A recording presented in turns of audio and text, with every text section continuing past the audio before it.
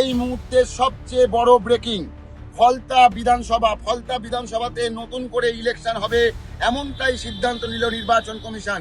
আমরা দেখেছিলাম ফলতা থেকে একাধিক বুথ থেকে অভিযোগ আসে যে সেখানে ভোটারদের ভোট দিতে বাধা দেওয়া হয়েছিল, তারা ভোট দিতে পারেননি। আজকেও যখন দু জায়গায় রিপোল চলছে, ডায়মন্ড হারবার এবং মগরাহাট পশ্চিম, সেই দিনেও ফলতায় বেশ কিছু জায়গায় সাধারণ মানুষ নেমে পড়ে এবং সেখানে বিক্ষোভ দেখানো শুরু হয় যে আবার সেই সমস্ত জায়গায় রিপোল করতে হবে।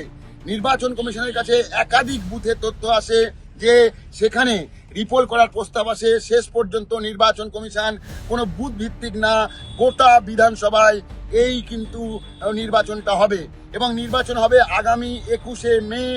নির্বাচন, নতুন করে নির্বাচন ফলতা বিধানসভায় এবং আগামী 24শে মে হবে কাউন্টিং।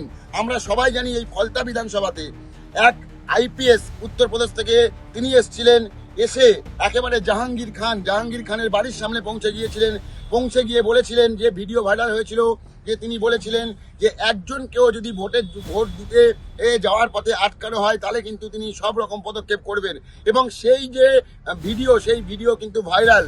এরপরে আমরা দেখি জাহাঙ্গীর খান তিনি বলেন যে উনি যদি সিঙ্গাম হন, আমরা হচ্ছে পুষ্পা ঝুঁকেটা নেই।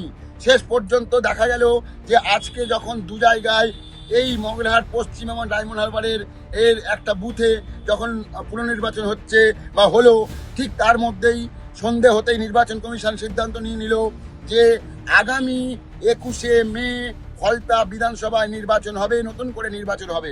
অর্থাৎ নির্বাচন কমিশন অত্যন্ত কঠোর পদক্ষেপ করলো এই ফলতা বিধানসভার জন্য। এখন দেখার বিষয় যে আগামী 21 তারিখে যে নির্বাচন, সেই নির্বাচন কতটা শান্তিপূর্ণ করতে পারে নির্বাচন কমিশন, পাশাপাশি সবাই ভোট দিতে পারেন কিনা।